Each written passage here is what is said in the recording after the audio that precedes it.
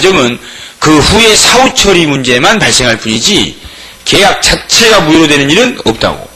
물론 의뢰 입장에서 보면 갑한테 소유권 이전 받는 대가로 대금을 지급하기로 했는데 소유권 이전이 객관적으로 불가능하게 되면 이 계약 관계를 유지할 필요가 없죠. 그래서 의뢰 입장에서 생각하면 계약의 효력을 상실하는 것처럼 느껴지는데 그렇지 않다고. 유효인 계약은 여전히 유효한 거고 사후 처리만 달라질 뿐이에요. 그 달라지는 기준은 갑이 이전하기로 한 재산이 불가능하게 됐으니까 갑을 기준으로 갑한테 잘못이 있었던 경우와 갑한테 잘못이 없었던 경우로 나눠서 사후 처리만 달라져. 그 부분들도 계약법에서 자세히 나와요. 갑이 잘못했대. 이걸 귀책사유다 그래. 그럼 갑이 잘못해가지고 이행할 수 없게 되면 갑이 자기가 이행하기로 한 채무를 불이행했으니까 을한테 책임을 져야 된다고. 이걸 채무 불이행 책임이라고 그래요. 그냥 그대로 읽으시면 돼요. 채무자가 불이행하면 책임지라고. 그럼 이제 을한테 발생하는 권리는 갑이 잘못해서 채무를 불이행했으니까 계약관계 더 이상 유지할 필요 없어요. 그래서 계약을 해제할 수 있다고. 여기서 해제란 유효인 계약관계를 실효시키는 것을 해제다 그래. 그래서 처음부터 계약관계가 존재하지 않았던 걸로 해제를 할 수 있다고. 그럼 해제를 하면 을이 갑한테 줬던 돈이 있을 수 있죠. 그 돈은 돌려받으면 돼. 이때 돌려받을 때는 이자도 가산해서 돌려받는다고. 그걸로 안 끝나. 손해배상까지 청구할 수 있다고. 이때 손해는 해제하고 줬던 돈 돌려받은 건 내 돈 돌려받은 거고, 갑이 잘못해서 이행이 불가능하게 된 날, 이 날짜를 기준으로 이 물건에 대한 시가상당액을 평가를 해서 을이 되팔았다면 남길 수 있었던 차익이 있다면 그 차익을 배상을 해줘야 된다고. 이걸 이행이익이라고 해요. 이렇게 해서 둘관계를 해결해.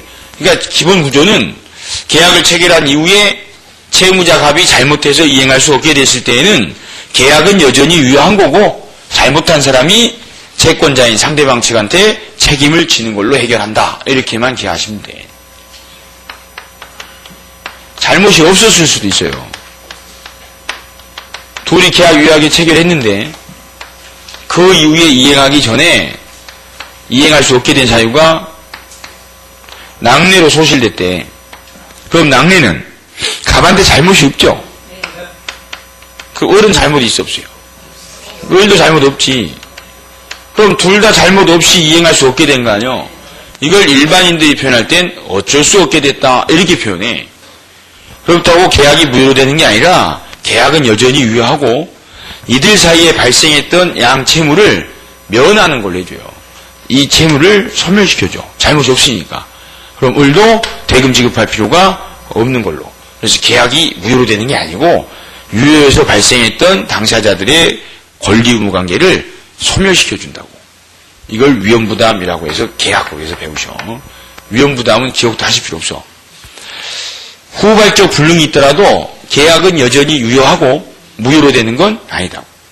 그 계약관계가 사후에 귀책사유가 있었냐 없었냐에 따라 처리 문제만 달라질 뿐인 거라고. 그래서 19페이지 2번 불능의 분류. 지금 기억하실 건 지금 책임관계까지 다 기억하시라는 거 아니에요.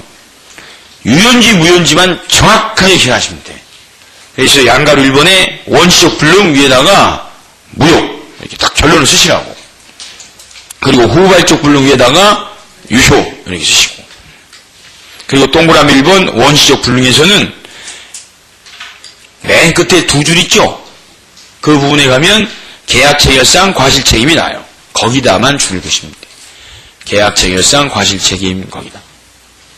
그것만. 그리고 20페이지에 동그라미 2번 후발적 불능. 거기서 두 번째 줄 끝에 후발적 불능은 무효가 아니다. 그럼 뭐요? 야, 여전히 유효다고. 이 경우에는 채무자 갑에게 고의 또는 과실이 있으면, 즉 잘못, 귀책사유가 있으면 채무 불이행으로서 손해배상 책임 문제가 발생하고, 단 고의 과실이 없으면 갑의 채무는 소멸하고 이때 상대방 을의 대금 채무도 같이 소멸하는 게 없죠. 둘 다 의무를 면하는 걸로 해결한다.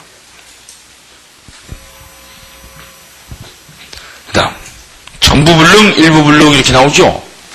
여기는 이제 다음 주에 일부 무효 법률을 배우시는데 저희 민법상 원칙이 일부가 불가능하거나 일부의 무효 사유가 있거나 일부의 취소 사유가 있게 되면 전부로 다루는 걸 원칙으로 해요. 그러니까 일부 불능은 전부 불능으로 다루는 게 원칙이고 일부 무효도 전부 무효가 원칙이고 일부 취소 사유가 있더라도 전부를 취소할 수 있는 걸 원칙으로 한다고. 그래서 원칙만 기억해 두시면 돼. 그래서 동그라미 2번에 일부 불능, 거기서는 두 번째 줄 원칙, 전부, 무효 이것만 제하십니다. 그럼 틀리면 뭐라고 나올 것 같아요? 일부가 불가능하더라도 나머지가 무효로 되는 것은 아니다. 이런 형태로 나와요. 일부가 불가능하면 전부 불능으로 다뤄서